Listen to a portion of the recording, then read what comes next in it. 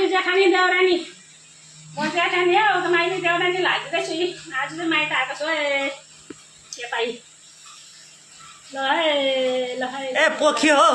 आमामा के हो खाजी खाजी पो हाल्दैछ त हौ देउरानीलाई त के साह्रो माया गरेको ल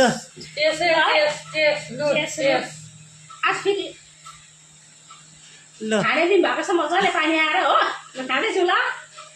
ल ल खानु म चाहिँ भिडियो बनाउने हो म चाहिँ साधु हो म चाहिँ साधु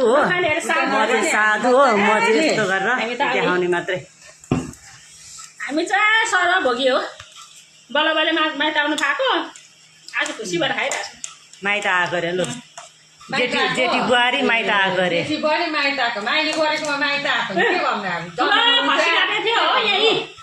खसी खाँदैछु आइसकेको खसी पनि तिमीले ल्याइदिउ हड्डी नभएको खसी दाल पनि पानीकै पाकेर बसेर राखेर हिँडेको मान्छे ए दाल त हेरेकै पो छैन त साँच्ची उचाल्नु चाहिँ आज देखानीले पाएको खसी खाइदिएकै ए म त मिठो मान्छेले मिठो लाग्दैन भन्छ म त मिठो लाग्छ घिउ भात खाएको कस्तो लाग्छ खिर खाएको कस्तो लाग्छ घिउ पनि छ नि घिउ भातै खाउला नि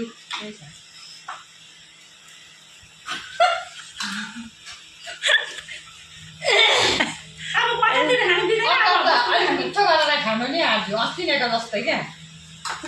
अब बजारतिर खानु दिँदैन अब यतै खाएको आज कहाँ खानु दिँदैन रे बजारतिर ए आफ्नो घरमा पकाएर आफै खाए अब के गर्नु त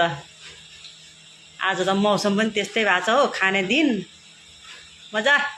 यस्तै छ हाम्रो त यस्तै छ है देउरानी जेठानीहरू हप्तामा एक दिन यसो भेटघाट हुन्छ रमाइलो गर्ने यही त हो जिन्दगी मरेर लानु केही छैन नि के गर्नु त के थाहा कुन दिन पुसै जाने हो नखाने कुरा खाएको नखाने कुरा खाएको भए पो आयो भने खाने कुरा खाएको भयो कति खानेको खाने कुरा खाएको छौँ हो अब पहिला त खानु पर्ला नि अब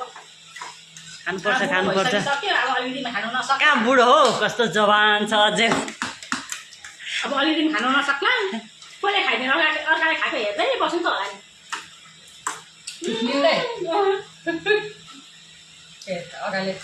अर्को एउटी आइपुगेकै छैन कहिले आइपुग्ने हो ल गाइस हाम्रो चाहिँ यस्तै चल्दैछ है अब भोलि पछि हुन्छ मजाको रमाइलो साउन सकेपछि रमाइलो हुन्छ हाम्रो ल गाइस ल बाई बाई फेरि भेटौँला।